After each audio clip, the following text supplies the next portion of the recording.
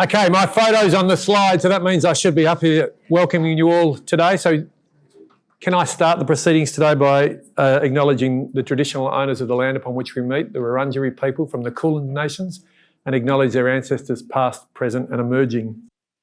And for those of you I haven't met, my name's Jim Waterston, that fellow, and I'm the Dean of this illustrious Graduate School of Education, and I feel very privileged to be so.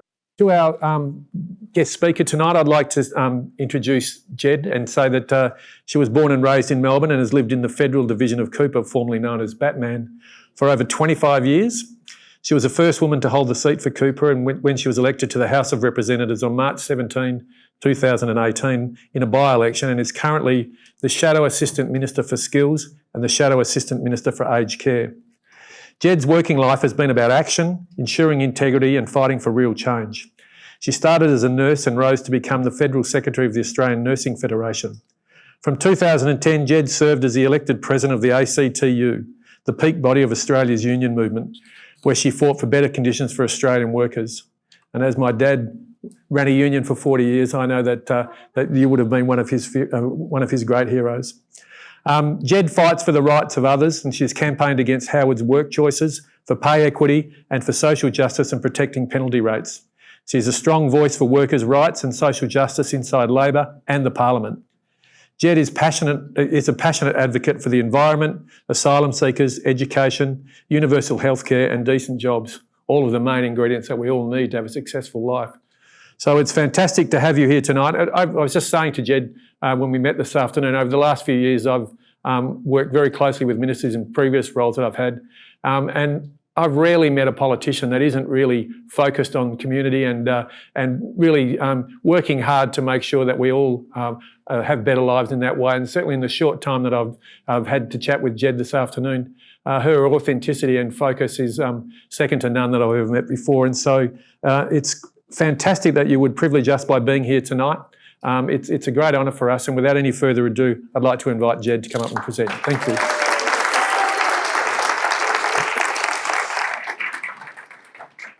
Oh, thank you. That was such a lovely introduction. Thank you. It's a privilege for me to come here. So it's really lovely to hear you say that. I was so honoured and flattered to be invited to speak tonight at the Melbourne Graduate School of Education as part of the Dean's Lecture Series. Before anything else, I'd like to acknowledge the traditional owners of the land on which we're gathered today, the Wurundjeri people of the Kulin Nations.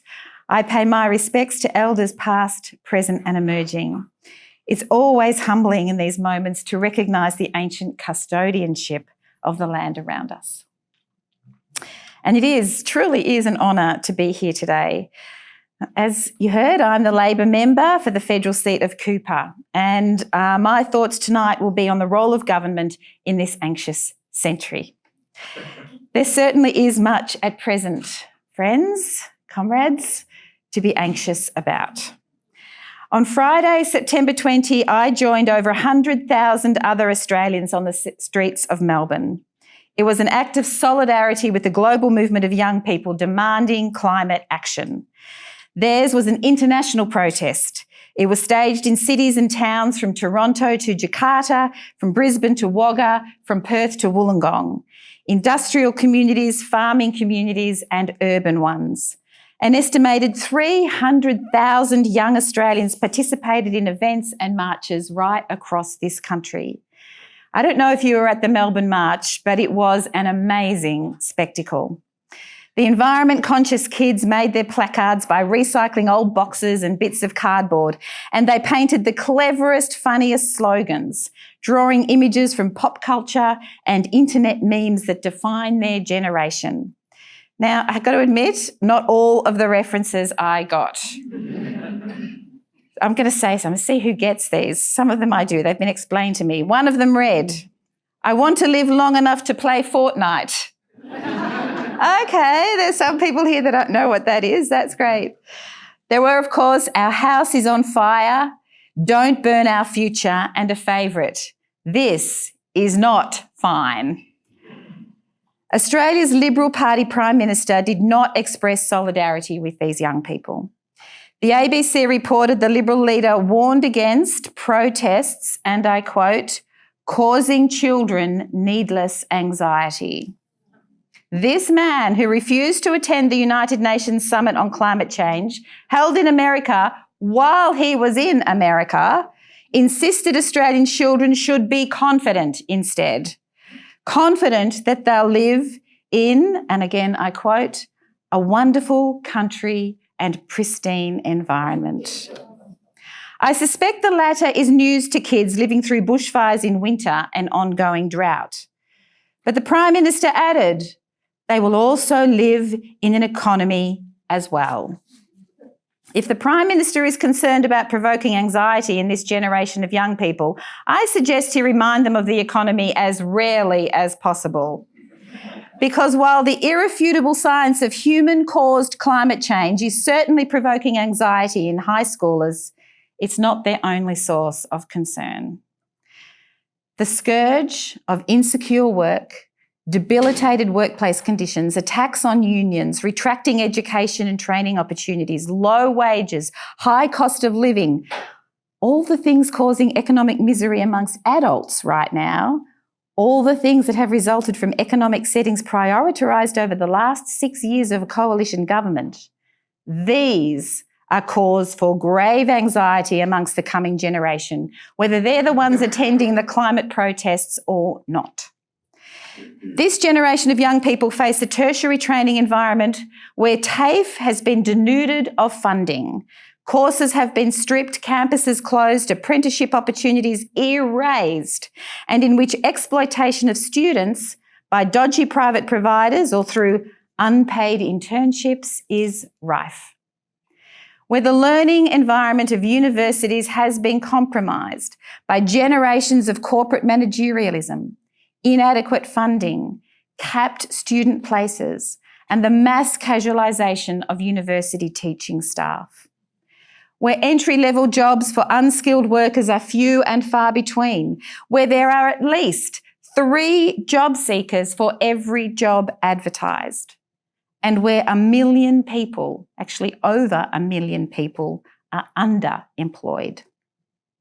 These young adults face a future in which Centrelink recipients are demonised, stigmatised and forced into labour programs like Work for the Dole, the Unconscionable Path program, and in remote communities, the inherently racist Community Development program. This isn't dystopian fear-mongering. It's the present. This is Scott Morrison's economy that Australians live in now. With 40% of Australians already in insecure work, Australian kids are facing futures in which permanent jobs with stable conditions are becoming a matter of vocational luck. From industrial plants to mine sites to academic departments and to the offices of major media corporations, we have seen the old secure jobs disappear.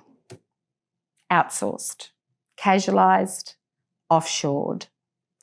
Union officials travel this country and meet workers who have worked the same casual job for 5 years, 10 years, 15 years, without ever being offered the respect and dignity of a permanent contract or its entitlements.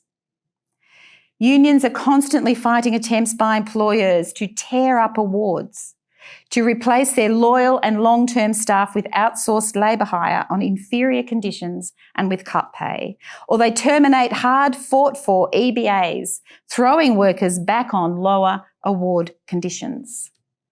We are all familiar with the infamous Carlton United Brewery dispute in Melbourne, where 3 workers in Perth signed an EBA that was thrust upon 300 or so workers here in Melbourne, who knew nothing about it.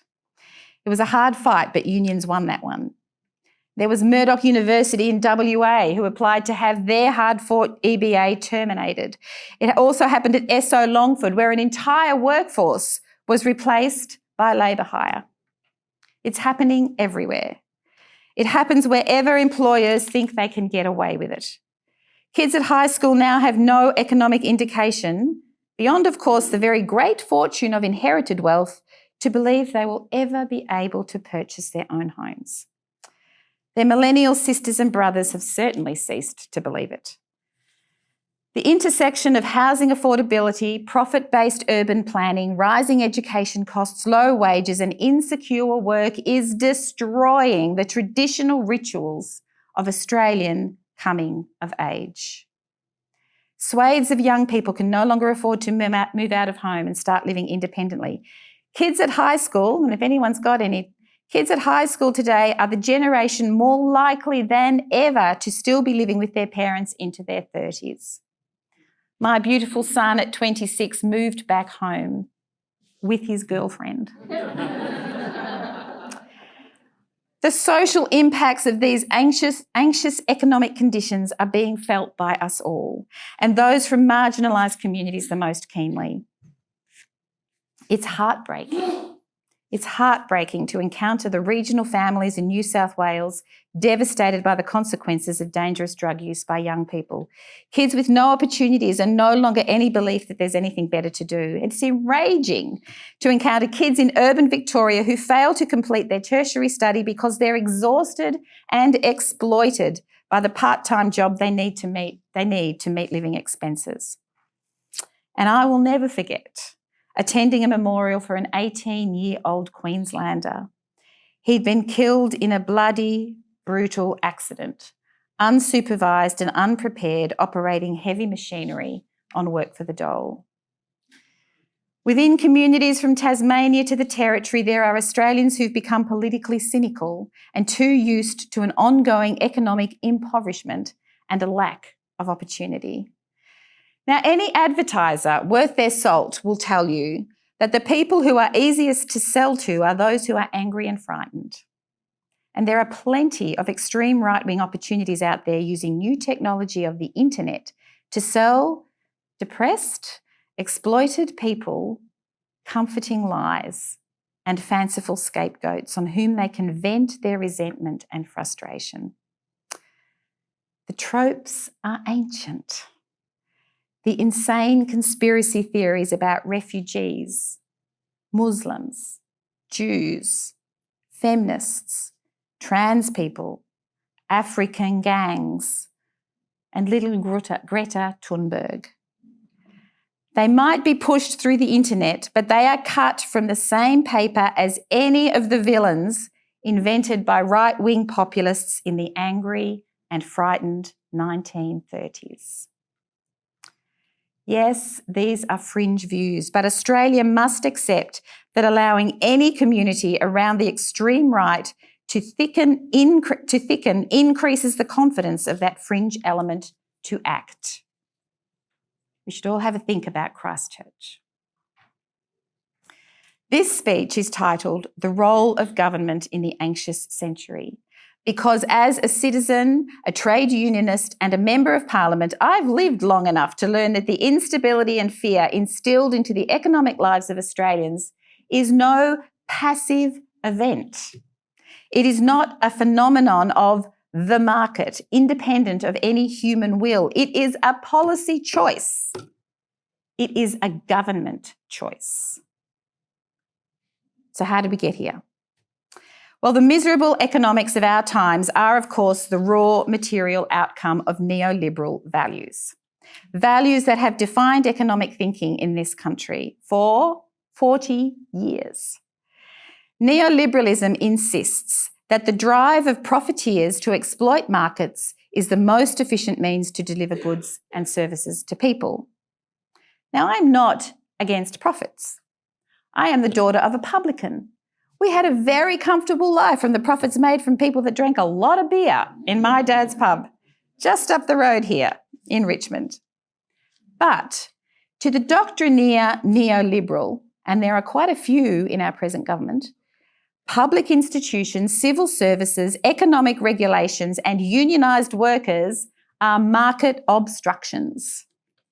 The neoliberals repeat mantras of small government and tax cuts because these shrink the public sector, mandating social needs like transport or telecommunications should be sought from private operators.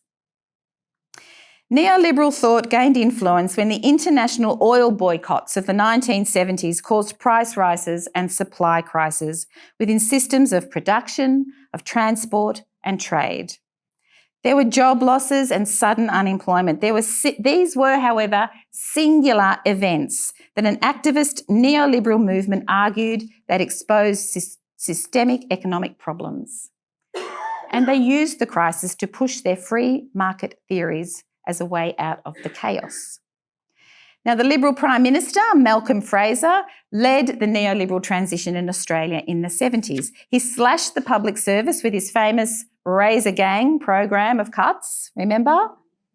In the 1980s, the Hawke and Keating Labor governments deregulated the economy to further fit the neoliberal frame. They privatised state assets like Commonwealth Bank and Qantas.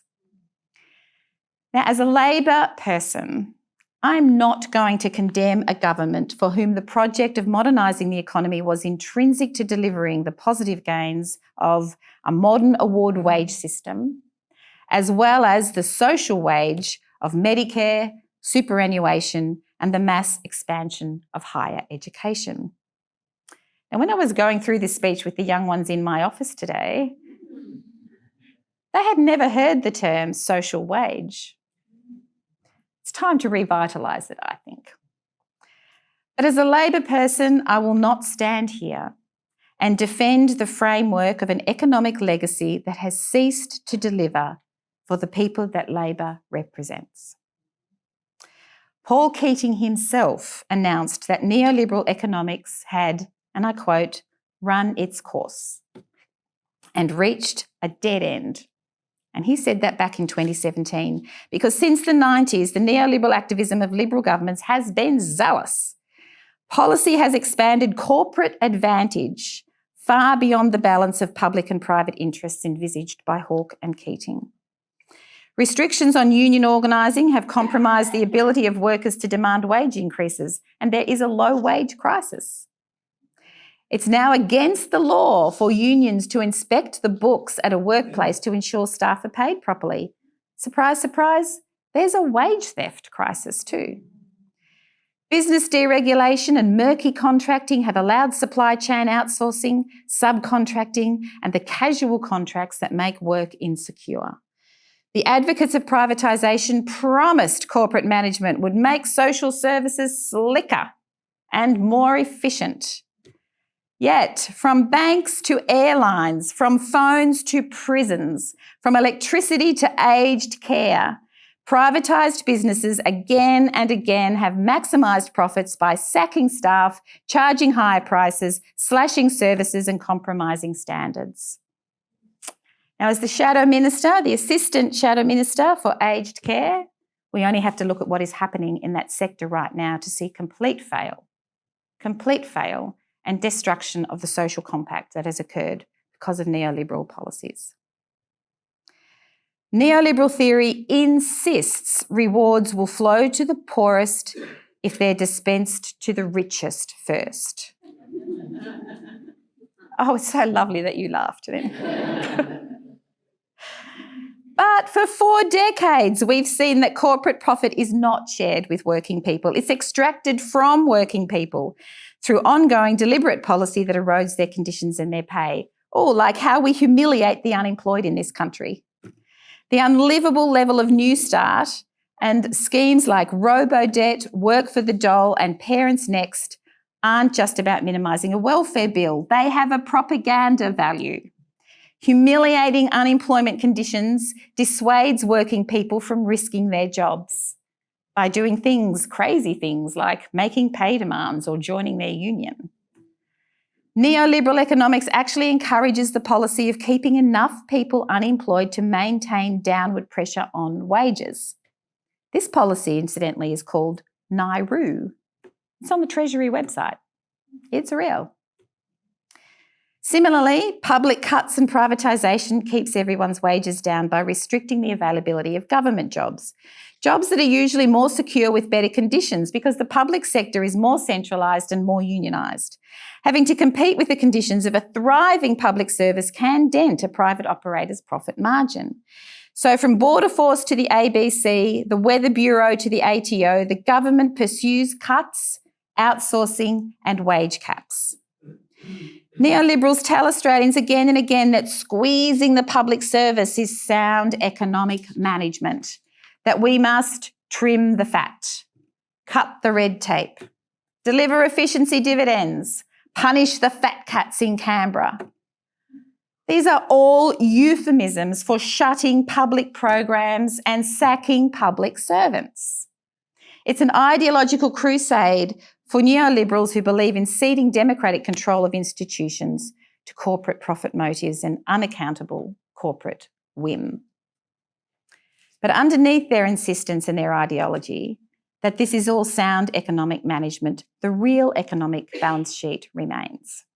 And the truth seeping into our papers of late is that what's keeping our local economy going is not rewards to the rich or budget cuts or once again yet more government generosity towards corporate Australia. For months, business writers have observed traditional economic indicators like business investment, dwelling construction and consumer spending are all down. The Governor of the Reserve Bank has warned repeatedly that low wage growth will cause an economic slowdown. And less than a month ago, Westpac's chief economist declared, and I quote, "In a per capita sense, our economy has gone backwards in the last 12 months. There's been a dramatic fall in the sale of new cars, while nest eggs are eaten up funding day-to-day expenses. They suggest consumers fear a likely deterioration in the labour market, i.e. more job losses." As I was writing this, my iPhone pinged to inform me that the RBA had cut interest rates again to record lows, given concerns of rising unemployment amidst ongoing low wage growth. And the truth revealed here is that Australia is avoiding a recession. Get this, we are only avoiding a recession due to government spending by local governments and the states. Yes, the bedrock of our economy is spending on the infrastructure that neoliberals would insist the government doesn't build, and the public servants they'd be told not to employ. So I repeat, it's investments from governments that are keeping the Australian economy growing, while we experience the most sluggish period of growth since the global financial crisis.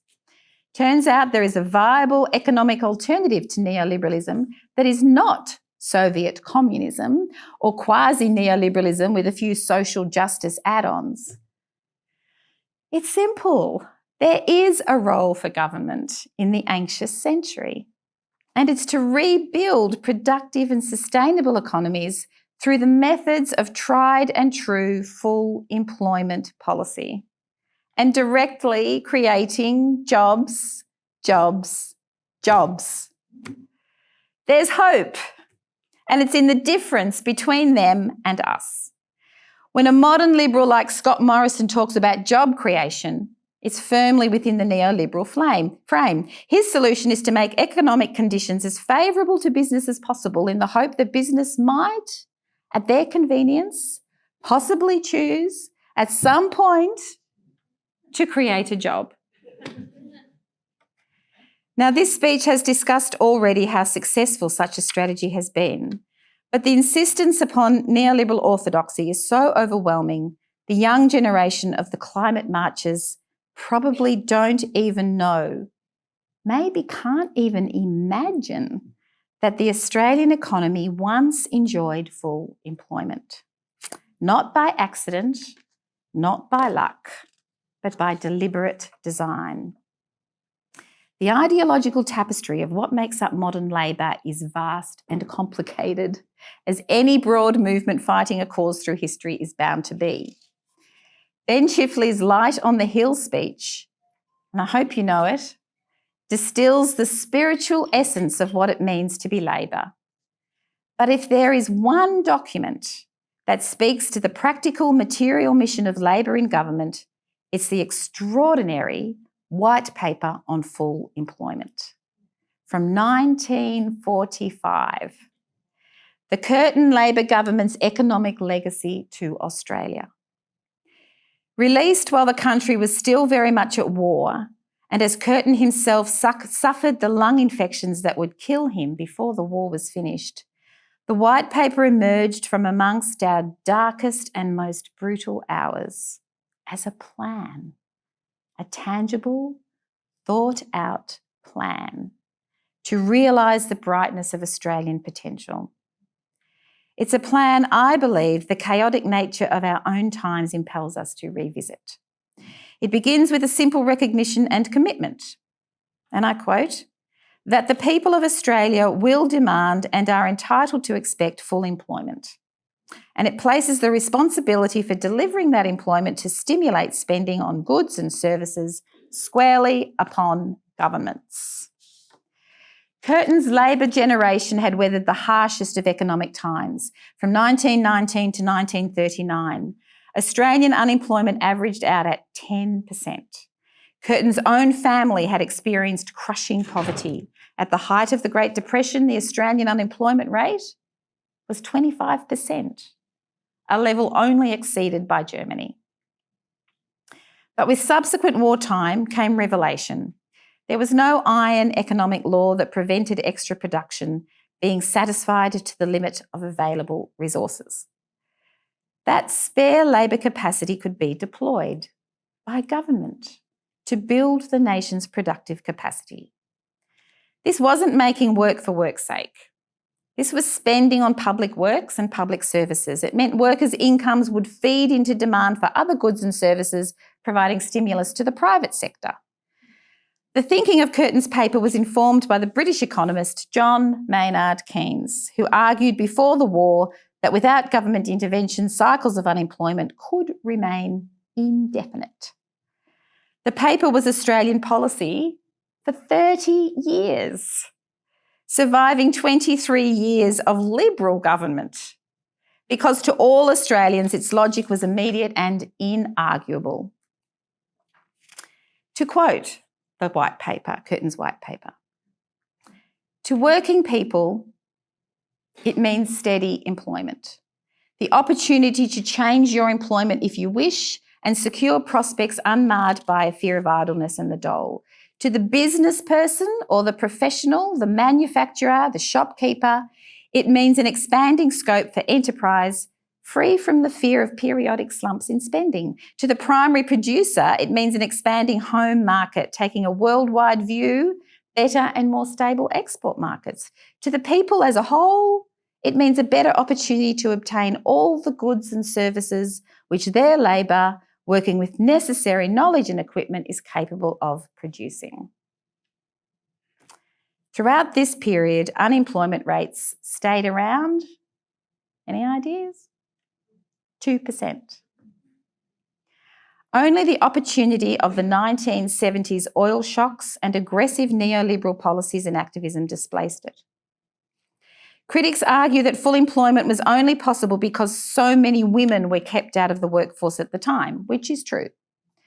But I remind these critics, at the time, Australia absorbed 2 million migrants from post-war Europe into the economy. No jobs were stolen. Unemployment did not rise. To remedy to the pangs of this anxious century, my recommendation is certainly to see the government policy renew a commitment to the white paper principles for full employment in Australia. And how marvellous this week Australia learned that the governor of our Reserve Bank, Mr. Philip Lowe, is coming round to the idea. The Australian economy can sustain lower rates of unemployment, was in his media release on Tuesday, with full employment stated as the RBA's goal to encourage wage growth and improve consumer spending. Now, I've got to admit, our definitions of full employment differ a little.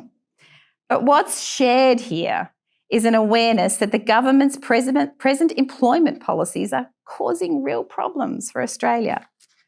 Meanwhile, it's clear that meeting the desperate timetable of climate action is not something that can be left to a market that, well, can efficiently mass produce sneakers but won't regenerate our habitat or lower emissions.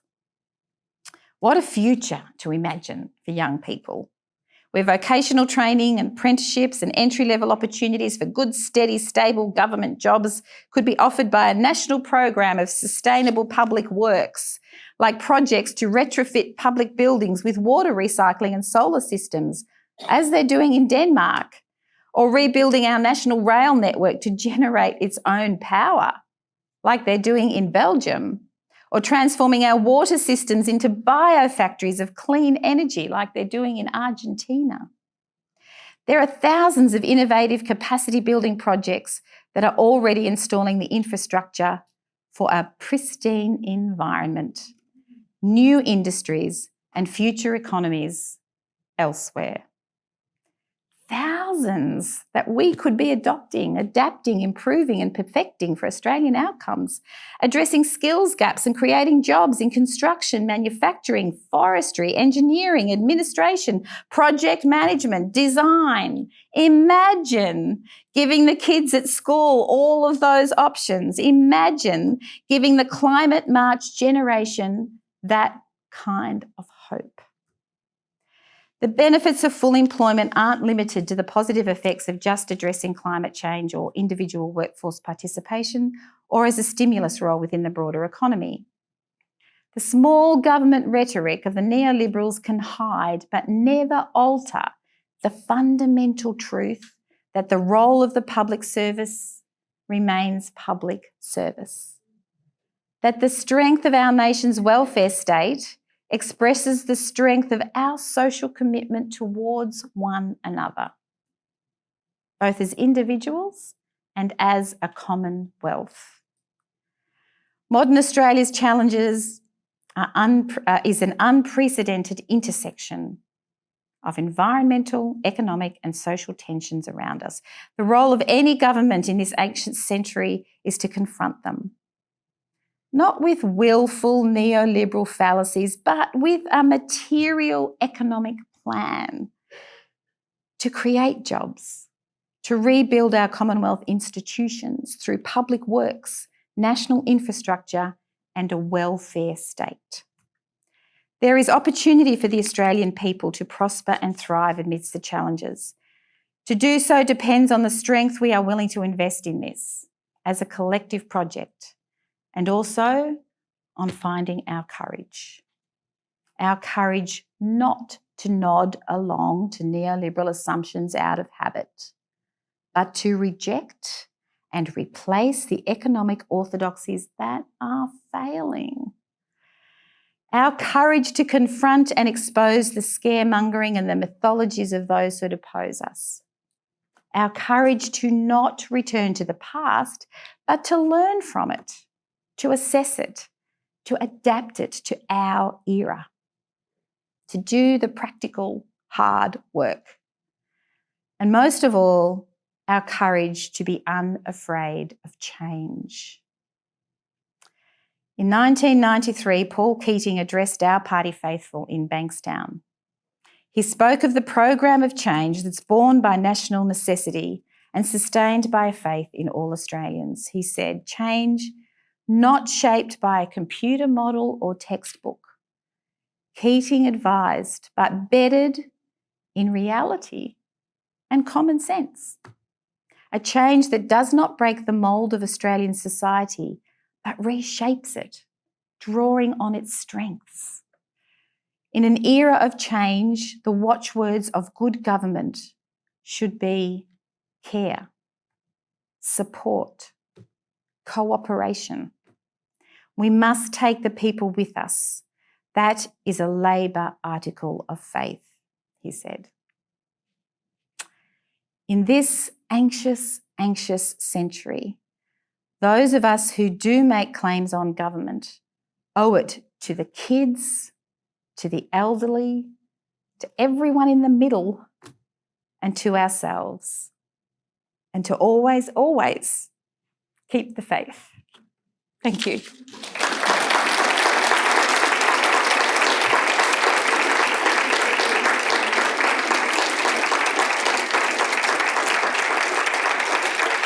Okay, that was a very quick hour, which is always a great indication of a wonderful opportunity to engage with a speaker who's incredibly talented but has a strong message that we all resonate with. Can I thank you, Jed, on behalf of everyone present and on behalf of the Melbourne Graduate School of Education for agreeing to do this tonight. The first thing I said to Jed when I met her this afternoon was that we originally started negotiating or talking to her office about this Dean's lecture before the federal election, and so how different this could have been.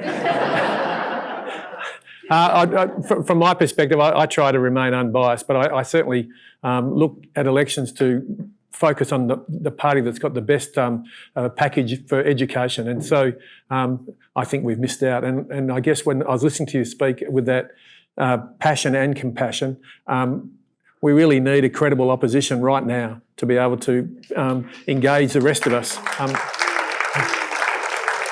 And I think with people like you in the Parliament, Jed, I'm absolutely confident that we can create hope and focus on our population really working towards that equity that's so badly missing. I think I've been an educator for 40 years. I started as a teacher in an Indigenous school and have worked my way through and stayed in education.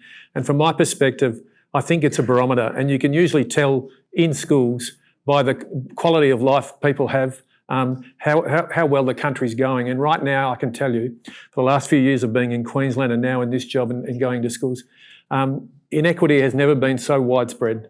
It is just so difficult. And if more politicians who perhaps practice the neoliberalist sort of politics, if they could get into their schools and have a look and ask some of the parents, ask some of the young people about the lives they're living, they would know that we are in desperate times. And so your idea of talking about an anxious century, while it is a disease, I think there's so much anxiety in schools. And talking to James Molino recently about the resources that he's trying to muster to put into Victorian schools, probably the number one education minister around the country that is focused on trying to work on that anxiety in young people. This university has the highest suicide rate of all universities in Australia.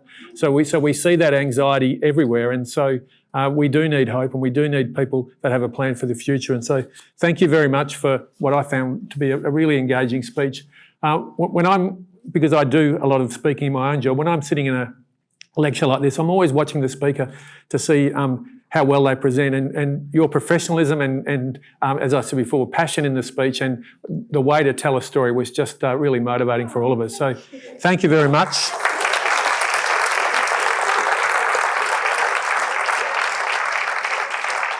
Can I just say that when I was a young sports person, I loved trophies. So we used to give bottles of wine, but we've worked it out now that we give everyone a trophy. So you deserve this trophy for a great speech. So can everyone join in thanking Jed? Thank you. So lovely. Thank you. Yeah, brilliant. Thank you. Thank you very much.